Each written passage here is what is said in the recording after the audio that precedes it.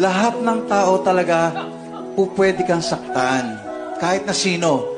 Ang mahalaga lang doon, pumili ka ng isang tao na mahal mo na kahit saktan ka, okay lang. Kung saan tayo tanga, doon tayo masaya. Sinasaktan ka na nga, tinitiis mo pa. Binabaliwala ka na nga, nag-i-stay ka pa. Niloloko ka na nga, minamahal mo pa. Hindi naman maling magmahal ng sobra.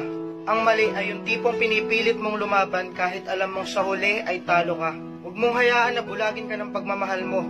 Huwag mong hayaan na umabot sa punto na dahil sobrang mahal mo siya, hindi mo na napapansin yung mga maling nangyayari sa relasyon nyo. Hinahayaan mo na lang na paulit-ulit kang durugin ng taong tinuturing mong lakas mo. Hinahayaan mo na lang na masira ka ng taong tinuturing mong mundo.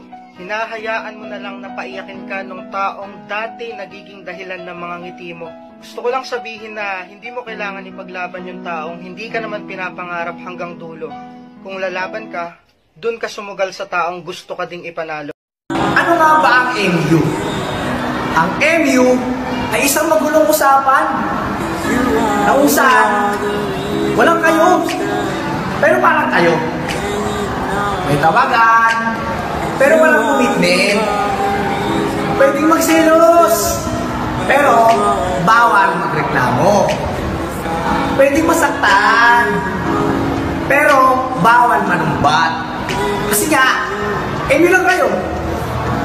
MU, masarap sa umpisa, pero masakit umasa.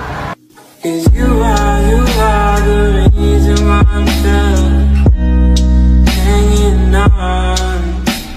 Alam niyo yung masakit sa lahat. Tayo na nga yung pinagpalit. Tayo pa rin yung nagmukhang nanakit.